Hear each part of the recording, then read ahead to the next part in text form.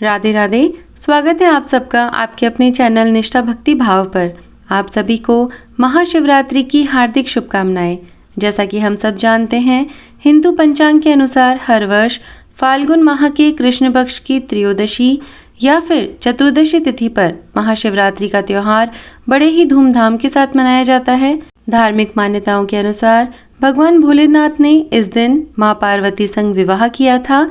ऐसे में हर एक शिव भक्त इस दिन का बड़ी ही बेसब्री से इंतजार करता है और विधि विधान के साथ भगवान शिव और माता पार्वती की पूजा करता है।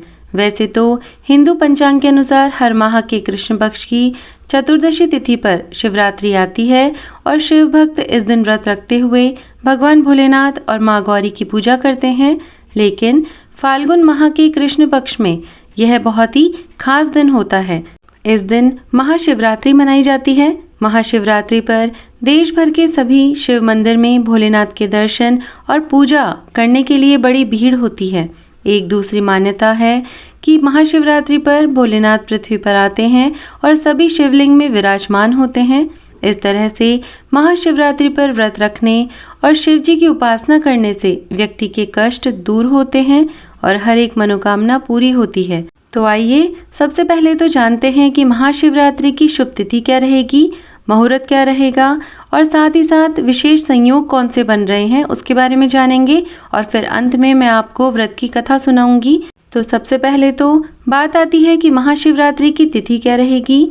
तो पंचांग के अनुसार अगर हम बात करें तो इस वर्ष महाशिवरात्रि चतुर्दशी की तिथि जो शुरुआत हो रही है आज के दिन 8 मार्च को रात 9:57 से हो रही है, जिसका समापन कल के दिन 9 मार्च 2024 को शनिवार के दिन 6:17 पर होगा।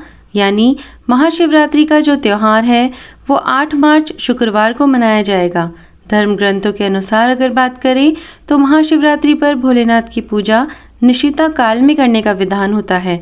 ऐसे में महाशिवरात्रि का जो निशिता काल जो तिथि पड़ रही है, जो शुभ मुहूर्त पड़ रहा है वो 8 मार्च को ही पड़ रहा है। इसी वजह से हम इस बार 8 मार्च को महाशिवरात्रि मना रहे हैं। तो आइए अब जानते हैं शुभ मुहूर्त के बारे में। सबसे पहली बात तो कि 8 मार्च यानी आज के दिन महाशिवरात्रि का पर्व मनाया जाएगा और जो निश्चित काल है उसमें पूजा का मुहूर्त की अगर हम बात करते हैं तो आज के दिन मध्य रात्रि 12:07 से 12:55 तक का रहेगा। इसकी अगर अवधि की बात करें तो ये पूरा मिलाकर 48 मिनट का आपके पास समय रहेगा। इस समय में आप भगवान भोलेनाथ की और माँ गौरी की अच्छे से पूजा कर सकते हैं।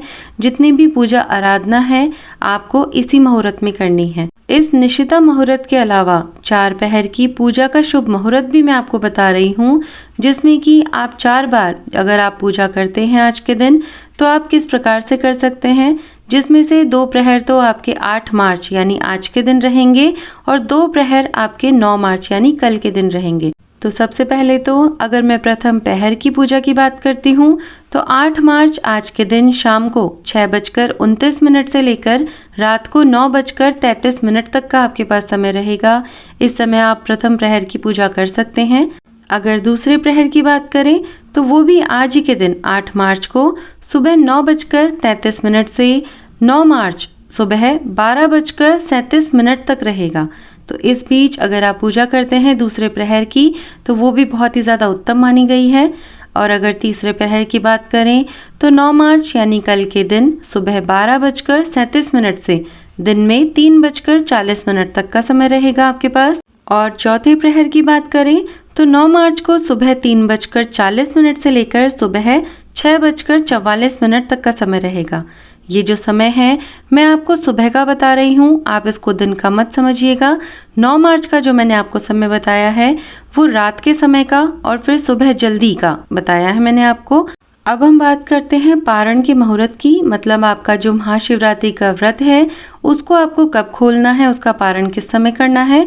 तो वो पारण का मुहूर्त रहेगा 9 मार्च को, मतलब कल के दिन सुबह 6:38 से दोपहर 3:30 तक का। इस समय के बीच में आप अपने व्रत का पालन कर सकते हैं।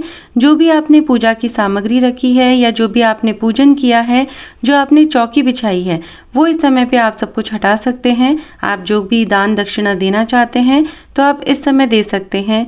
जो भी आपने व्रत को लेकर जो भी कुछ संकल्प वगैरह लिया है उसे आप इस समय पर पूरा कर सकते हैं। मतलब आपका जो व्रत है आपको इस समय के बीच में ही पूरा कर देना है। तो यह थी संपूर्ण जानकारी महाशिवरात्रि व्रत के शुभ मुहूर्त को लेकर। आइए अब सुनते हैं महाशिवरात्रि व्रत की कथा।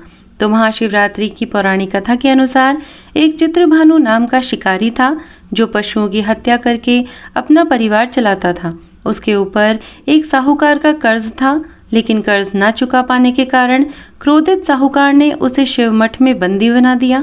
संयोग से उस दिन शिवरात्रि का पर्व था। बंदी रहते हुए शिकारी ने मठ में ही शिव संबंधी धार्मिक बातें सुनी। वहीं उसने शिवरात्रि व्रत की कथा भी सुन ली। जब शाम हुई तो साहूकार ने उसे बुलाया और पूछा कि कर्ज कब तक चुका पाओगे। शिकारी ने साहूकार को अगले दिन सारा ऋण लौटा देने का वचन दे दिया। ऐसा सुनते ही साहूकार ने उसे छोड़ दिया।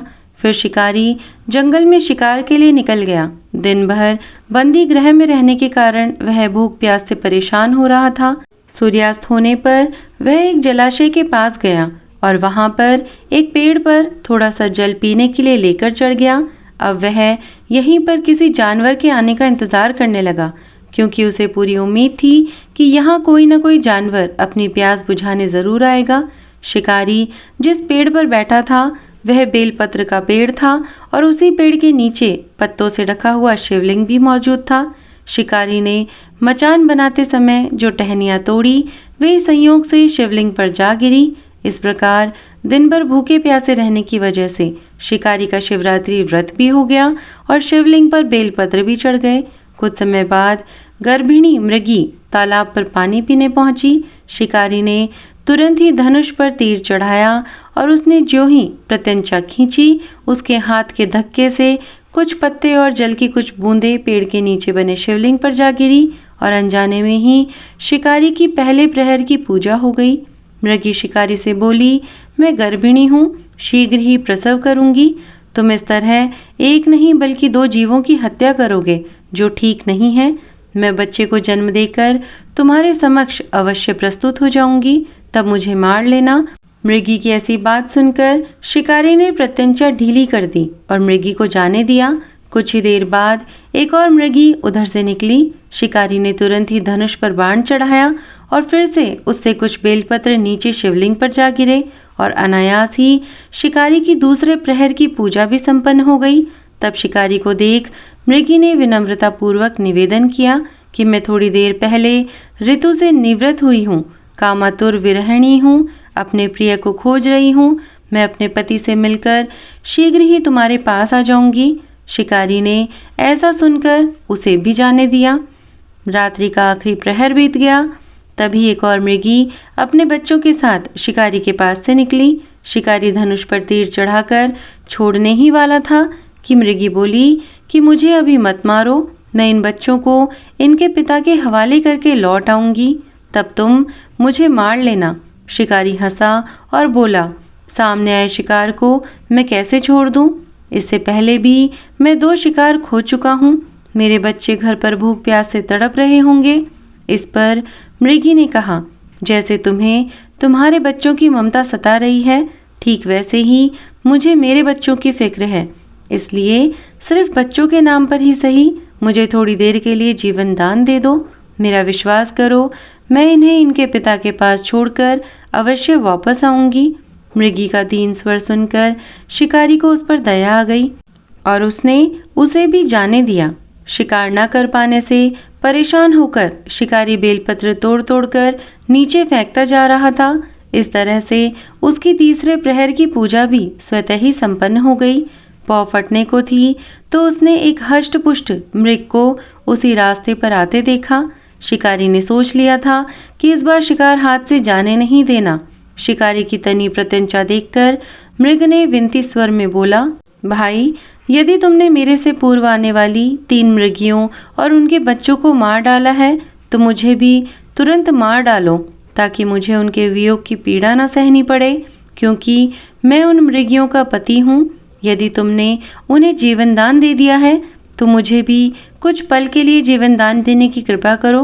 मैं उनसे मिलकर तुम्हारे समक्ष उपस्थित हो जाऊंगा।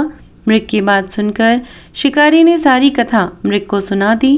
तब मृग ने कहा कि तीनों पत्नियां जिस प्रकार प्रतिज्ञाबद्ध होकर गई है वे मेरी मृत्यु से अपने धर्म का पालन नहीं कर पाएगी, इसलिए जैसे तुमने उन पर विश्वास कर उन्हें छोड़ दिया ठीक वैसे ही मुझे भी जाने दो। मैं उन सभी को लेकर तुम्हारे सामने शीघ्र ही उपस्थित होऊंगा। रात्रि जागरण, उपवास और शिवलिंग पर बेलपत्र चढ़ाने से शिकारी का हिंसक हृदय अब कोमल हो गया था। अब उसके हाथ से धनुष और बाण छूट गया और उसने उस मृग को भी जाने दिया। थोड़ी ही देर बाद वह मृग अपनी तीनों पत्नियों के साथ शिकारी के सामने उपस्थित हो गया, किंतु जंगली पशुओं की ऐसी सत्यता, सात्विकता और प्रेम भावना देखकर शिकारी को बड़ी ग्लानि हुई। उसके नेत्रों से आंसुओं की धारा बहने लगी। शिकारी ने उस मृग परिवार को जाने दिया, साथ ही उसने अपने कठोर हृदय को जीव हिंसा से सदा के लिए हटा दिया। भगवान शंकर ने जब इस प्रकार से उस शिकारी को देखा तो प्रसन्न होकर उस शिकारी को अपने दिव्य स्वरूप में दर्शन दिए और उसे सुख समृद्धि का वरदान दिया। इस प्रकार से महाशिवरात्रि व्रत की जो कथा है वो संपूर्ण होती है। आइए इसके बाद मैं आपको बताती हूँ कि आज के दिन किस प्रकार से महाशिवरात्रि के साथ साथ ही और कौन सा शुभ संकेत है या शुभ संयोग है जो आज के दिन बन रहा है। तो इस बार शुक्रवार को महाशिवरात्रि का जो त्योहार है इसी दिन साथ ही साथ शुक्र प्रदोष व्रत भी रखा जाएगा। महाशिवरात्रि चतुर्दशी तिथि जबकि प्रदोष व्रत त्रयोदशी तिथि को रखा जाता है, लेकिन इस बार तिथियों के संयोग के कारण फाल्गुन की त्रयोदशी तिथि और महाशिवरात्रि की पूजा का निशिता मुहूर्त एक ही दिन है। ऐसे में इस बार एक व्रत से दोगुना लाभ प्राप्त किया जा सकता है। इसके अलावा इस वर्ष महाशिवरात्रि पर 3 योग भी बन रहे हैं। महाशिवरात्रि के दिन शिव योग, सिद्धि योग और स्वार्थ सिद्धि योग का निर्माण होगा। शिव योग में पूजा और उपासना करने को बहुत ही शुभ माना जाता है। इस योग में भगवान शिव का नाम जपने वाले मंत्र बहुत ही शुभ फलदायक और सफलता कारक होते हैं। वहीं अगर सिद्ध योग की बात करें तो सिद्ध योग में नया कार्य करने पर उसमें पूर्ण सफलता हासिल होती है और इसके अलावा स्वार्थ सिद्धि योग में हर कार्य को सफलता मिलती है। तो इस प्रकार से आज के दिन जितने भी ये शुभ योग बन रहे हैं उनके अनुसार अगर आप कोई भी कार्य करते हैं तो आपका वो कार्य निश्चित ही शुभ फलदायक होगा। तो यह सारी जानकारी आपको कैसी लगी? उम्मीद करती हूँ सभी को पसंद आई होगी। आज का वीडियो अगर आप सबको अच्छा लगा हो तो वीडियो को लाइक और शेयर ज़रूर करिएगा।